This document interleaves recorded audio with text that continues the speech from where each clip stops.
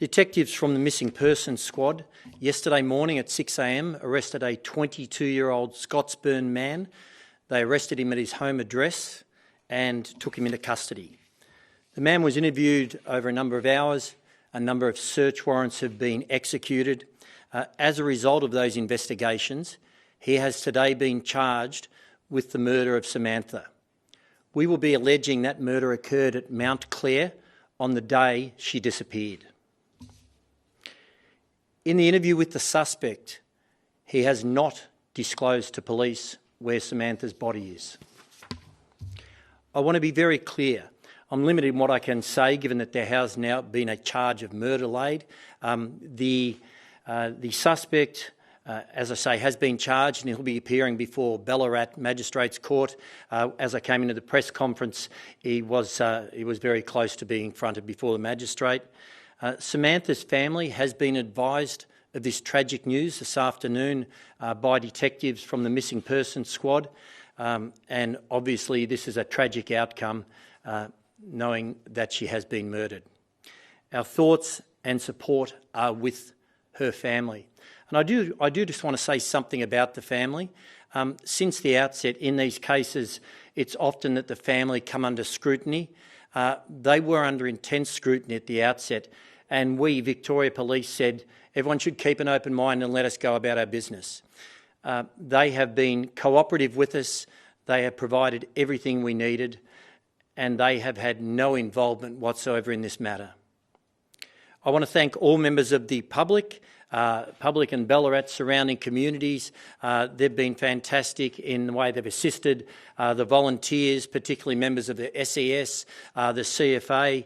They've helped in the line searches, in continuing searches, but also in the information that has been provided. I know that Samantha's disappearance has had a profound impact on the Ballarat community. Some cases, some disappearances, some murders bring out outpourings of grief, and we've seen that here. So thank you to the community and all those involved, all those who provided assistance in all of those areas. Lastly, I want to thank all of the Victoria police officers involved, those who've been involved in the searches from the outset, the responders, those specialist areas, search and rescue, a whole range of other areas, those who've been involved in the painstaking and methodical investigation that's occurred in the bush area, but as well those detectives from the Missing Persons Unit who've worked very long hours, intensive hours since this occurred. They've been assisted by other members from Crime Command, other detectives from there, those from the Western region, as well as detectives from our Counter-Terrorism Command to make sure we had significant resources to solve this case. This investigation is far from over, though. Obviously, we're going to be continuing to gather further evidence, we'll be taking further statements, and investigations will continue at a very heavy pace. Importantly, doing everything we can to locate Samantha's body for the family is absolutely vital and something we'll be focusing on. I would call on the public.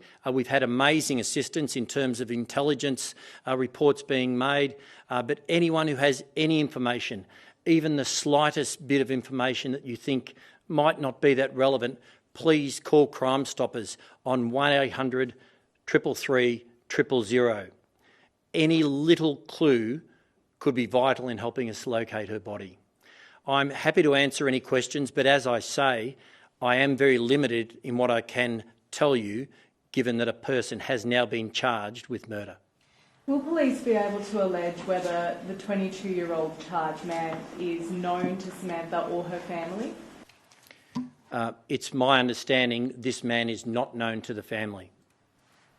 Do police believe that he worked on his own, or are you looking for other people as well? We're not looking for anyone else. It's not alleged at this stage that there's any accomplice. Murder is premeditated. Will police allege whether this was planned or it was an accident? He has been charged with murder, so by its definition, we're saying this was a deliberate attack on Samantha. Is there any suggestion it's opportunistic or I'm not going to go into the details, motive or any of those further details in regards to what has or hasn't happened when she has been killed. I will simply say he has been charged with murder, which by its definition means it was an intentional act. How did police find this man? Was it the mobile phone data? Was it a tip from the public? He's been located through a range of investigative outcomes that have came together. As you would be aware, we've been clear, we've been pinging phones, we've been following up on investigation reports from members of the public, we've done ground searches, we have done door knocks, so it's a whole range of information coming together. I'm not going to identify what has specifically led us to this man, other than to say it has resulted as came about from painstaking detective work with great assistance from the public.